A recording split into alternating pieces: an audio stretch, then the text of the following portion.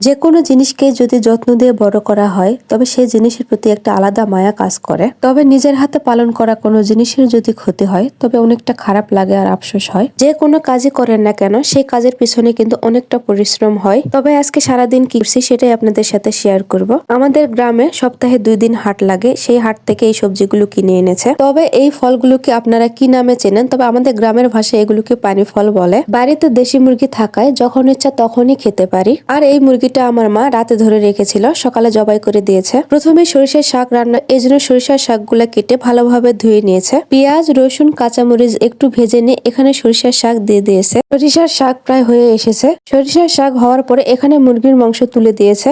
আদা রসুন বাটা, হলুদ গুঁড়া, মরিচ গুঁড়া, লবণ এবং কয়েকটা কাঁচামরিচ দিয়ে দিয়েছে। এরপর তেল দিয়ে ভালোভাবে নেড়ে চেড়ে নিবে। মুরগির মাংসটা ভাবে কষিয়ে নিয়ে এখানে পরিমাণ মতো পানি দিয়ে দিবে। পানি দেওয়ার পরে ঢাকনা দিয়ে ঢেকে দিবে। আর এদিকে আমার মা বসে বসে রান্না করছিল আর আমি পাশে বসেছিলাম। তবে খড়ি দিয়ে রান্না করতে কিন্তু কিছুই মনে হয় না। আর এদিকে রান্না বান্না হয়ে গিয়েছে, এখন সবাই মিলে খেতে বসেছি। তবে আমি যত খাবারই খাই না কেন, না খেলে আমার একদমই শান্তি লাগে না। আমার মা, খালা, আমরা সবাই মিলে খেতে বসেছি। আর আমার খালাকে ফোন দিয়ে বলেছিলাম আসার জন্য, এজন্যই সে এসেছে। খাওয়া দাওয়া শেষ করে এখন অনেকগুলো কাজ, সেই কাজগুলোই এখন করব। এই কবুতরগুলো জবাই করবো আর এই কবুতরগুলো কিনে এনেছি। এখানে প্রায় 5টা কবুতর আছে আর আমার ভাইয়া কবুতরের মাংস খুবই পছন্দ করে, তাই এগুলো আমি ঢাকায় নিয়ে যাব। আর আমি বসে বসে কবুতরগুলো পরিষ্কার করছিলাম। তবে কবুতর পরিষ্কার করতে বেশি সময় লাগে না। এই কবুতরের বাচ্চাগুলো অনেকটা বড় ছিল। কবুতরের বাচ্চাগুলোর ভুঁড়িগুলো বের করে তারপরে ফ্রিজে রেখে দিয়েছি। এরপর এই মুরগিগুলো জবাই করব। এই দেশি মুরগিগুলো আমার মা অনেক শখ করে পালন করে, তবে এগুলোকে শুধু চাল খাওয়ায়। তবে মাঠের ধারে বাড়ি হওয়ায় এত বড় বড় মুরগিগুলো সব শিয়ালে খেয়ে ফেলে।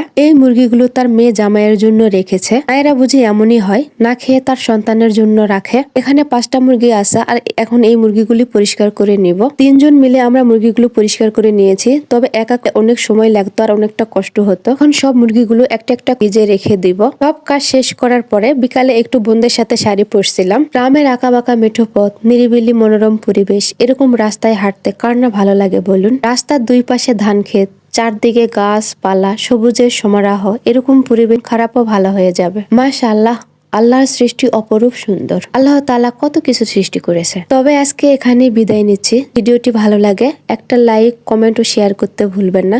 সবাই ভালো থাকবেন, সুস্থ থাকবেন। আল্লাহ হাফেজ সবাইকে।